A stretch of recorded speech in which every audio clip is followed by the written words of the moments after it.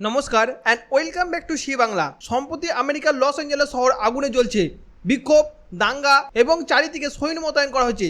আমরা এই ভিডিওর মাধ্যমে জেনে নেওয়ার চেষ্টা করব এইসব কী হচ্ছে এবং কেন হচ্ছে, এবং এই দাঙ্গার মাধ্যমে ভারতীয়দের কথা কেন উঠে আসছে, এই সব কিছু জেনে নেওয়ার চেষ্টা করব এই ভিডিওর মাধ্যমে। তাহলে চলুন শুরু করা যাক। বন্ধুরা, আপনি ভেবে দেখুন, আপনি একটি শহরের মধ্যে আছেন যেটা হলিউডের জন্য বিখ্যাত। সেটা হচ্ছে লস অ্যাঞ্জেলেস, সিনেমার শহর এবং স্বপ্নের শহর। কিন্তু এই মুহূর্তে এই শহরটা খবরে রয়েছে একটা ভিন্ন কারণের জন্য। রাস্তার মধ্যে বিক্ষোভ, পুলিশের গাড়িতে আগুন এবং হাজার হাজার সৈন্য মোতায়েন। দেখে মনে হচ্ছে একটা যুদ্ধক্ষেত্র। লস অ্যাঞ্জেলেস হচ্ছে আমেরিকার ক্যালিফোর্নিয়া রাজ্যে। এই শহরটি মেক্সিকো সীমান্তের কাছাকাছি অবস্থিত। অনেক মানুষ মেক্সিকো থেকে এখানে কাজ করতে আসে, আর এদের মধ্যে অনেকেই ইনলিগাল ইমিগ্রেন্ট, যাদের কাছে আমেরিকার মধ্যে থাকার জন্য বৈধ কাগজপত্র নেই। আর এর জন্য এই শহরটিকে আমেরিকা স্যাংচুরি সিটি বলে ঘোষণা করেছে। তার মানে হচ্ছে যারা এখানে এসে কাজ করে তাদেরকে খুব বেশি প্রশ্ন করা হয় না যে তুমি কোথা থেকে এসেছো এবং তোমার কাগজপত্র কোথায়। এর ফলে আমেরিকানরা এখানে এসে কম খরচে কাজ করে এবং বড় বড় কোম্পানির মধ্যে সস্তায় শ্রমিক পেয়ে যায়। কিন্তু এখানে একটা সমস্যার সৃষ্টি হয়েছে। এখানের কিছু মানুষের মধ্যে অপরাধী মনোভাব ছিল, ফলে লস অ্যাঞ্জেলেসের মধ্যে অপরাধ বাড়তে শুরু করে। পুরো শহরটা অসুরক্ষিত হয়ে যায়। এই পরিস্থিতিতে আমেরিকার প্রেসিডেন্ট ডোনাল্ড ট্রাম্প বলে যে আমি এই সব ইনলিগাল ইমিগ্রেন্টদের আমেরিকা থেকে বের করে দেবো এবং লস অ্যাঞ্জেলেসকে আবার নিরাপদ করব। ট্রাম্পের এই ভাষণের পর থেকে একটা বিশাল বড় ঝামেলার সৃষ্টি হয়েছে। প্রেসিডেন্ট ট্রাম্প একটি বাহিনীকে কাজে লাগিয়েছে যার নাম হচ্ছে আইসিই, অর্থাৎ ইমিগ্রেশন অ্যান্ড কাস্টম এনফোর্সমেন্ট। এদের কাজ হচ্ছে ইনলিগাল ইমিগ্রেন্টদের ধরে তাদেরকে দেশ থেকে বের করে দেওয়া। 6 জুন থেকে লস অ্যাঞ্জেলেসের মধ্যে তারা অভিযান শুরু করে। শপিং মল, ছোটোখাটো দোকান, গুদাম সহ সর্বত্র অভিযান চালায়। এখনও পর্যন্ত প্রায় 118 জনকে গ্রেপ্তার করা হয়েছে। কিন্তু এখন সমস্যা হচ্ছে এই আমেরিকান পুলিশ শুধুমাত্র অপরাধীদের নয়, যাদের কোনো অপরাধের রেকর্ডও নাই তাদেরকেও ধরছে। এমনকি কিছু কিছু ক্ষেত্রে মানুষের চেহারা দেখে, বিশেষ করে এশিয়ান চেহারা দেখে তাদেরকে আটক করছে। আর এই অভিযানের ফলে মানুষ খেপে গেছে।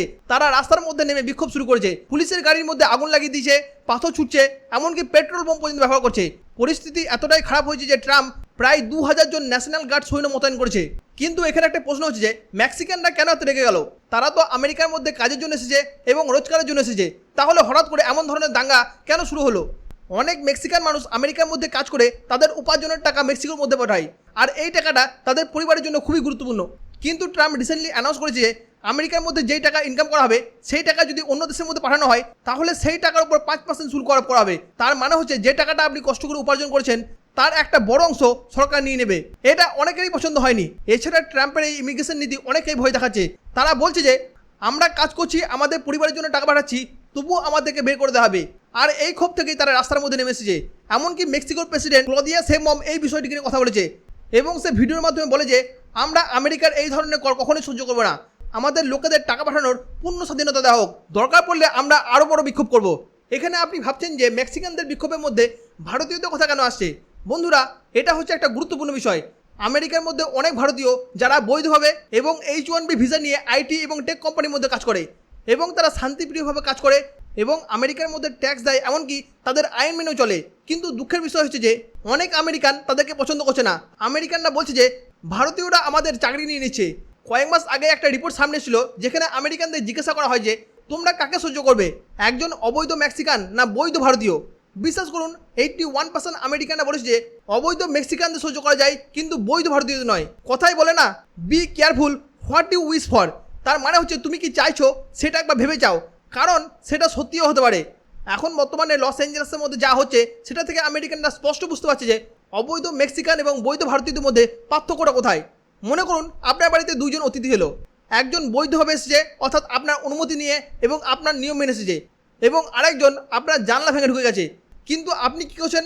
আপনার অনুমতি নিয়ে এবং আপনার নিয়ম মেনে যে এসছে আপনি তার উপর রাগ করছেন, কিন্তু যে অবৈধভাবে এসছে তাকে আপনি সহ্য করে নিচ্ছেন। এটা কি ঠিক হচ্ছে?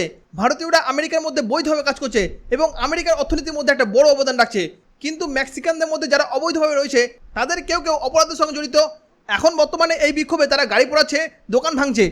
আপনি কি কখনো শুনেছেন যে আমেরিকার মধ্যে ভারতীয়রা এমন করে? কখনোই না। আমরা শান্তিপ্রিয়, তবুও আমাদের বিরুদ্ধে বর্ণবাদ হয়। এটা কি ঠিক হচ্ছে? এই বিক্ষোভের সময় ট্রাম্প একটি স্লোগান দিয়েছে, দে স্পিড উই হিট। তার মানে হচ্ছে যারা বিক্ষোভ করছে, পুলিশের উপর থুতু ফেলছে, পালিয়ে যাচ্ছে, তাদেরকে কঠোর শাস্তি দেওয়া হবে। ট্রাম্প এখানে বলেছে যে আমি লস অ্যাঞ্জেলেসের মধ্যে আইন শৃঙ্খলাকে ফিরিয়ে আনবো।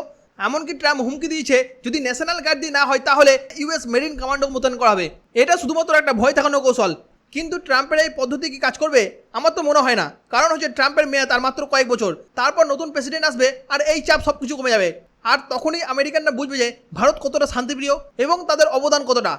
এখানে আরেকটি টুইস্ট আছে, কারণ হচ্ছে ক্যালিফোর্নিয়ার গভর্নর ট্রাম্পের এই সিদ্ধান্তে খুশি নয়। সে বলেছে যে ট্রাম্প আমার সঙ্গে কোনো রকমের পরামর্শ না করেই সৈন্য মোতায়েন করে দিয়েছে। আমেরিকার ফেডারেল সিস্টেমে গভর্নরের ক্ষমতা কিন্তু অনেক বেশি। সাধারণত ন্যাশনাল গার্ডকে মোতায়েন করার জন্য গভর্নরের অনুমতি লাগে, কিন্তু ট্রাম্প এই সব কিছু প্রসেসকে বাইপাস করে দিয়েছে। এর ফলে এটা একটা বড় রাজনৈতিক সংকটের সৃষ্টি করেছে। গভর্নর এখানে বলছে যে ট্রাম্প এই ইমিগ্রেশন নীতি বিষয়টিকে তার নির্বাচনের জন্য ব্যবহার করছে।